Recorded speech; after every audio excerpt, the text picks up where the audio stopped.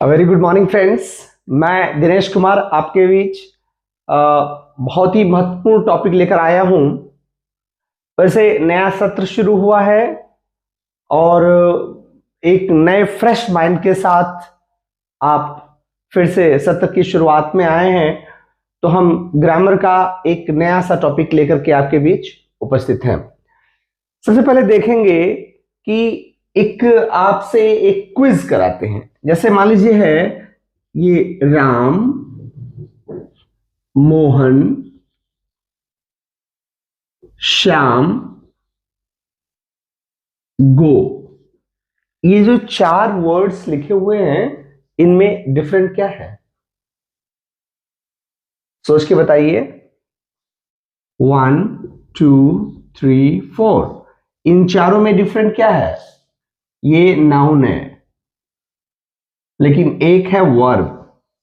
जी हाँ, वर्ब जो किसी एक्टिविटी की बात करता है। हम वर्ब की बात करेंगे कि वर्ब क्या होता है। अब देखिए, ऐसे वर्ड्स जो किसी एक्शन की बात करें उन्हें हम वर्ब्स कहते हैं।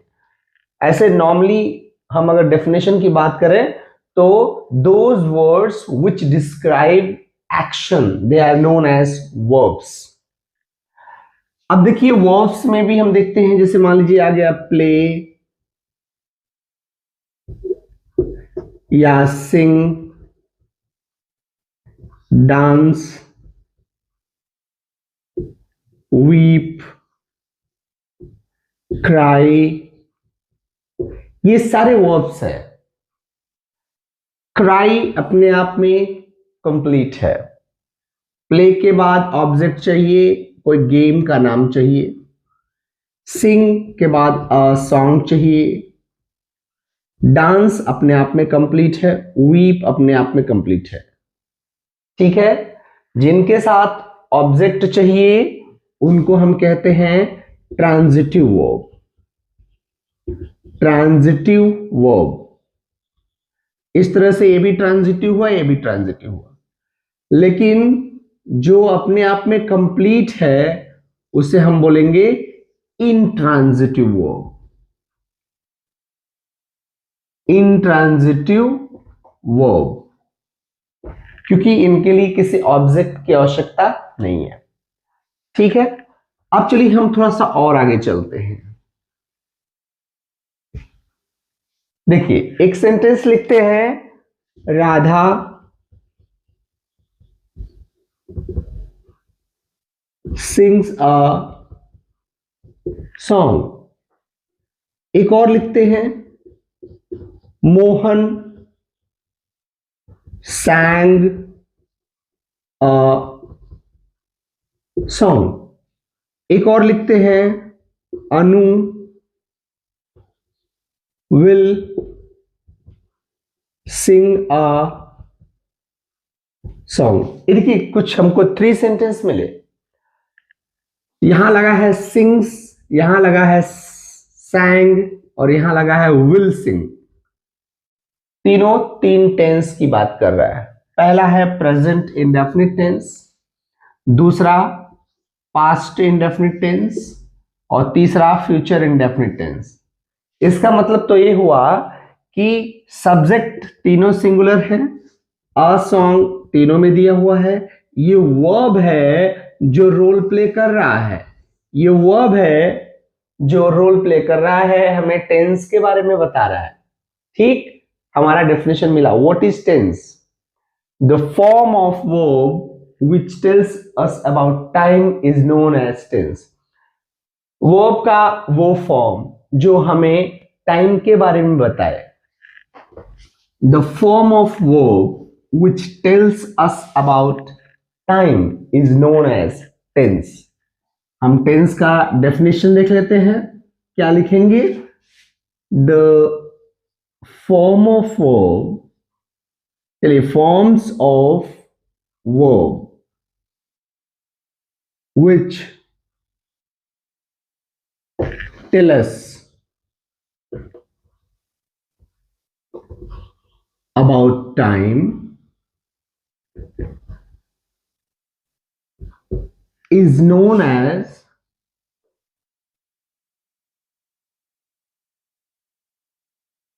टेंस, इसको हम टेंस के रूप में जानते हैं। वर्ब का वो फॉर्म जो हमें टाइम के बारे में बताए, प्रेजेंट के बारे में बताए, पास्ट के बारे में बताए, फ्यूचर के बारे में बताए, उसे हम टेंस कहते हैं। बहुत ही सुपर्ब, ये आपका हो गया डेफिनेशन। फॉर एग्जाम्पल देखिए, प्लेज, प्लेड,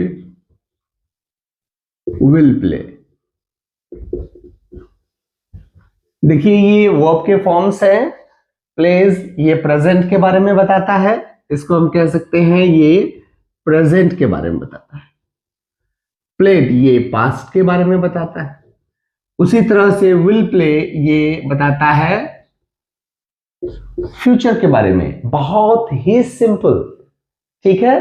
प्रेजेंट, पास्ट और फ्यूचर हमारा क्लियर हुआ।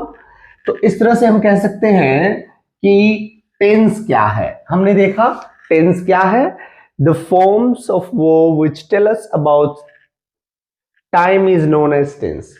वर्ब का फॉर्म जो हमें टाइम के बारे में बताया उसे हम टेंस कहते हैं। और टेंस को हम एक्चुअली में 3 पार्ट में डिवाइड करते हैं, जो आप पहले से पढ़े हुए हैं, है ना, पहले से आप जानते हैं। प्रेजेंट टेंस, उसी तरह से सेकेंड वन होगा वो होगा पास्ट टेंस, और थर्ड वन है वो है आपका फ्यूचर टेंस। ठीक है, ये हमारा टेंस पे आधारित टेंस का ये लेसन 1 चल रहा है। So this is lesson 1 of tense, lesson 1, present tense, past tense and future tense. अगर हम ट्रांसलेशन की बात करें तो प्रेजेंट टेंस में आपको मिलेगा है, हो, हूं, ये रहेगा। पास्ट टेंस में क्या रहेगा, था, थे, थी, अथवा या, ये रहेगा। अब देखिए फ्यूचर टेंस में क्या रहेगा, गा, गे, गी। बहुत सिंपल। अब समझने की कोशिश करिए कि प्रेजेंट टेंस को, अब हम प्रेजेंट टेंस की बात कर रहे हैं। प्रेजेंट टेंस को हम 4 पार्ट में बांटते हैं। कौन कौन सा है, पहला है प्रेजेंट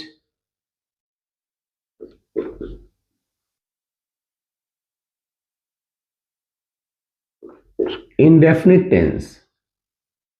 प्रेजेंट का पहला पार्ट हो गया प्रेजेंट इंडेफिनिट टेंस। दूसरा होगा present continuous tense.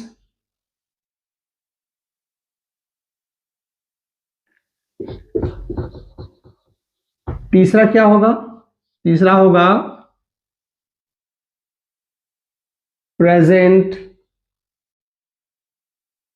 Perfect tense. और चौथा होगा प्रेजेंट परफेक्ट कंटिन्यूअस टेंस। इस तरह से हमने देखा तो प्रेजेंट टेंस के हमको 4 पार्ट मिले। प्रेजेंट इंडेफिनिट टेंस, इसी को हम सिंपल प्रेजेंट टेंस भी कहते हैं। दूसरा है present continuous tense, present perfect tense तीसरा है, और लास्ट है प्रेजेंट परफेक्ट कंटिन्यूअस टेंस। ठीक उसी प्रकार से पास्ट टेंस के भी 4 पार्ट होंगे, जो आपको मुझे लग रहा है कि समझ में आ रहा होगा। पहला होगा पास्ट इंडेफिनिट टेंस, उसी तरह से इसका दूसरा क्या होगा, पास्ट कंटिन्यूअस टेंस, ठीक है।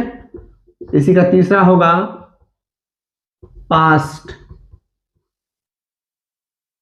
परफेक्ट टेंस, और चौथा होगा पास्ट परफेक्ट कंटिन्यूअस टेंस। तो इस तरह से पास्ट के भी 4 पार्ट आपको मिल गए, और मैं आपसे रिक्वेस्ट करता हूं कि फ्यूचर टेंस के 4 पार्ट आप कमेंट में लिख करके बताएं कि फ्यूचर टेंस के वो अगले 4 पार्ट क्या होंगे। ठीक है, कुछ इशारे में आप समझ सकते हैं, जहां जहां पास्ट लिखा हुआ है वहां फ्यूचर लिख देंगे तो हमारे 4 पार्ट मिल जाएंगे। प्लीज आप में से जो भी वीडियो देख रहा है समझ में आ रहा है तो एक मिनट लगेगा, आप कमेंट करके बताइए। चलिए हम चलते हैं, सबसे पहला पार्ट पढ़ेंगे प्रेजेंट इंडेफिनिट टेंस। हम टेंस का पहला चैप्टर पढ़ रहे हैं, पहला पार्ट, पहला लेसन चल रहा है और इसमें हम पढ़ेंगे प्रेजेंट इंडेफिनिट टेंस। ये टेंस का प्रो स्टडी है और मुझे लगता है कि आप सभी को मजा आएगा पढ़ने में। सबसे पहला पार्ट है, ये है प्रेजेंट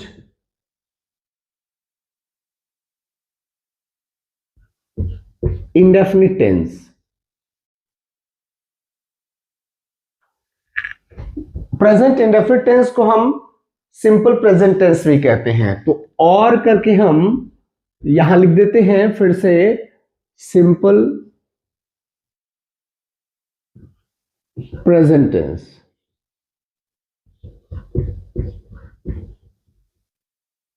साधारण है ना, प्रेजेंट टेंस कहलाता है। अगर हम इसमें ट्रांसलेशन की बात करें तो ता है, ती है, ते है आदि शब्द आता है। ये हिंदी मीडियम वालों के लिए ये पॉइंट मैंने बता दिया। ट्रांसलेशन आता है, राम विद्यालय जाता है, सुनीता भोजन पकाती है, हम क्रिकेट खेलते हैं, है ना। तो इस तरह से ता है, ती है, ते है आदि शब्द आता है। हम सिंपल सेंटेंस की बात करें, साधारण वाक्य की बात करें, अगर हम अफर्मेटिव लिखते तो सिंपल और नेगेटिव दोनों आ जाता है, इसलिए हम सिंपल सेंटेंस लिख रहे हैं। सिंपल सेंटेंस में क्या होगा, सबसे पहले हम लिखते हैं सब्जेक्ट, फिर वर्ब, अगर सब्जेक्ट अगर सिंगुलर है तो वर्ब में लगाएंगे एस और एस, फिर लिखते हैं ऑब्जेक्ट, फिर लिखते हैं अदर वर्ड्स। सब्जेक्ट हमारा सिंगुलर हो, सब्जेक्ट को 2 पार्ट में बांटते हैं जो आप जानते हैं।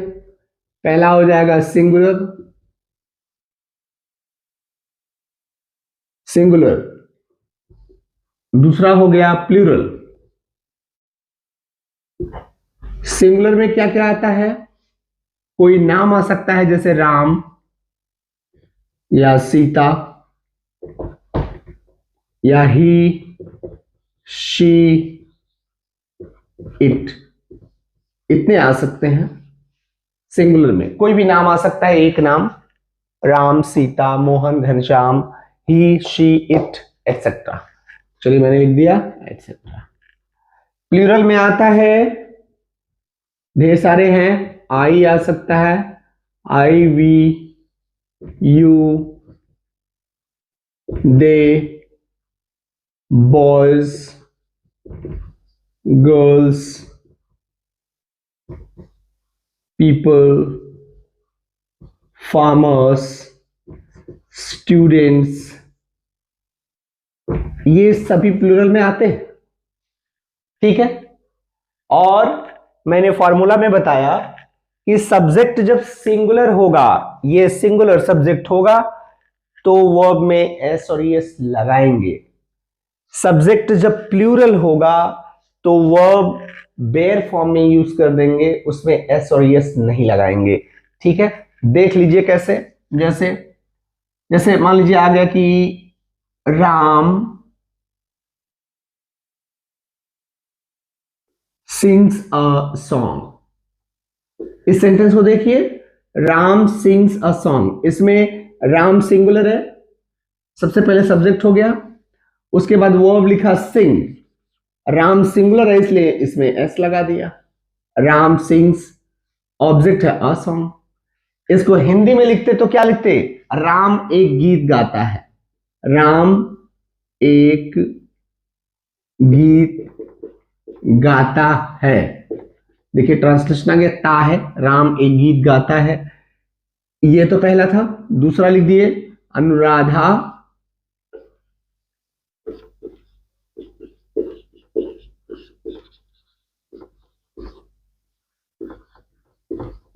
अनुराधा भोजन पकाती है।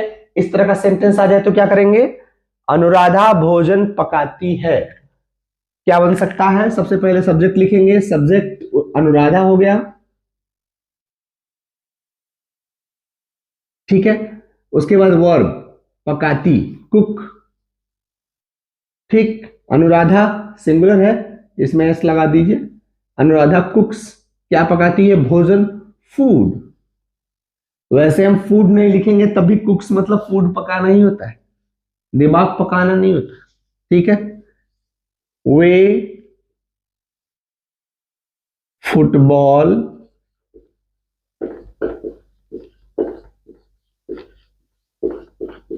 खेलते हैं, वे फुटबॉल खेलते हैं।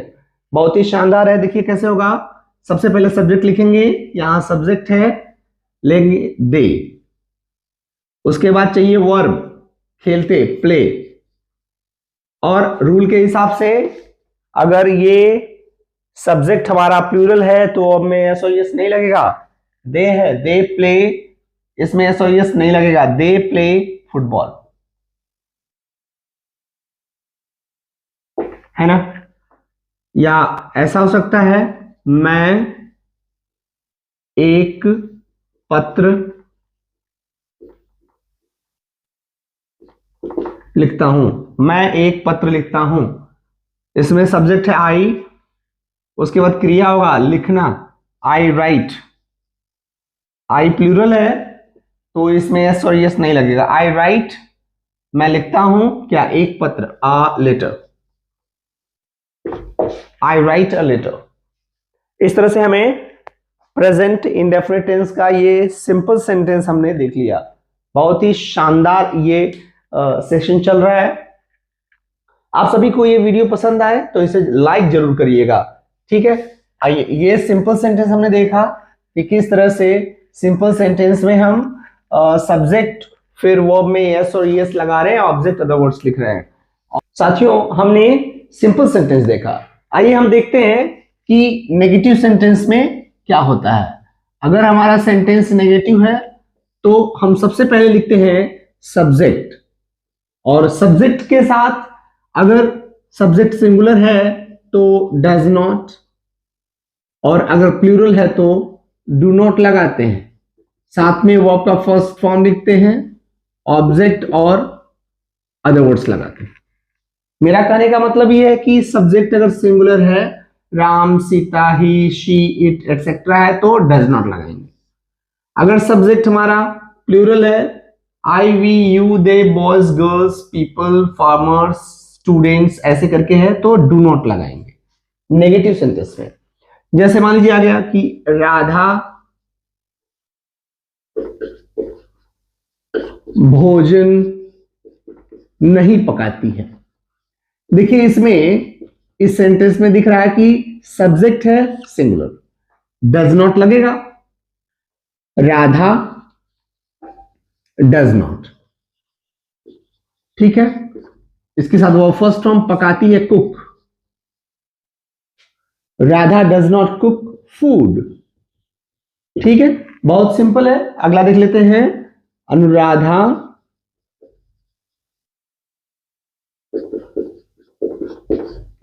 बाजार नहीं जाती है। ये सेंटेंस भी बहुत सिंपल है, singular subject Anuradha, does not लगेगा, डज नॉट, जाती है, go to market, Anuradha does not go to market. अगला देख लेते हैं, जैसे एक और प्लूरल देखते हैं, लड़के, लड़के फुटबॉल नहीं खेलते हैं, लड़के फुटबॉल नहीं खेलते हैं, द बॉयज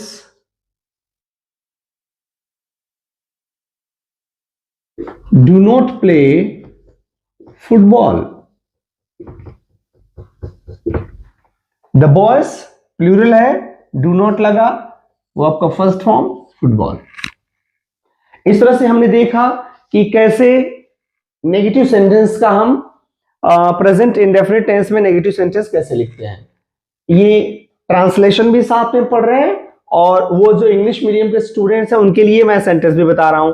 नेगेटिव सेंटेंस में सब्जेक्ट डू नॉट या डज नॉट होगा, वो first form object other words होगा, जैसे Radha does not cook food, Anuradha does not go to market और the boys do not play football. इस तरह से आइए हम देख लेते हैं interrogative and negative sentence. Interrogative में क्या हो सकता है, देखिए अगर सेंटेंस हमारा नेगेटिव इंट्रोगेटिव है, इंट्रोगेटिव एंड नेगेटिव,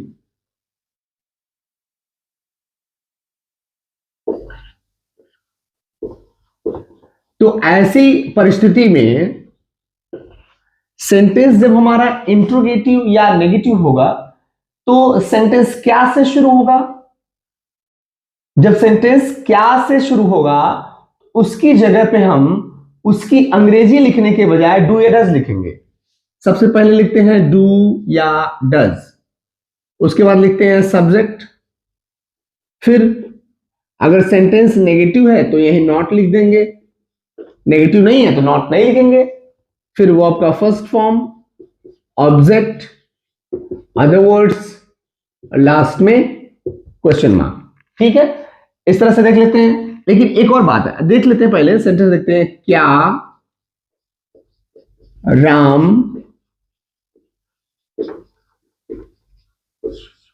विद्यालय जाता है।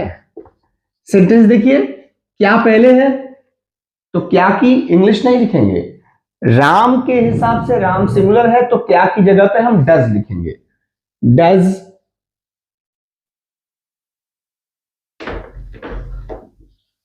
Does Ram go to school. इस तरह से प्रश्नवाचक शब्द पहले रहने पर उसकी जगह पे डू या डज लिखते हैं, उसके बाद सब्जेक्ट लिखते हैं, फिर नॉट है तो लिखेंगे नहीं तो वो आपका first form object other words question mark लिखेंगे। लेकिन प्रश्नवाचक शब्द वाक्य के बीच में रहने पर उसकी अंग्रेजी हम डू या डज से पहले लिखते हैं। वो यहां लिख देते हैं हम प्रश्नवाचक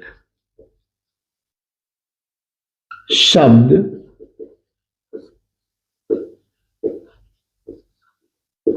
वाक्य के बीच में आने पर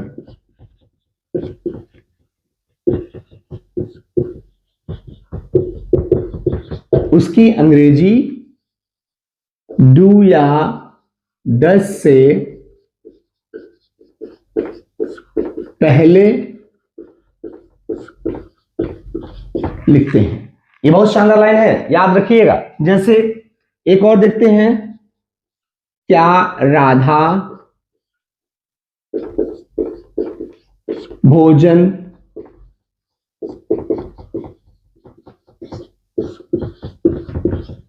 नहीं पकाती है। क्या राधा भोजन नहीं पकाती है, क्या बनेगा, क्या पहले है तो डू या डज लगेगा, राधा सिंगुलर है तो डज लगेगा, डज राधा, इसके बाद नॉट लगाएंगे, पकाती cook, food question mark, does Radha not cook food, does Radha not cook food. और देखिए अगर प्रश्नवाचक शब्द वाक्य के बीच में आए तो क्या करेंगे, रामू बाजार क्यों नहीं जाता है, क्वेश्चन मार्क।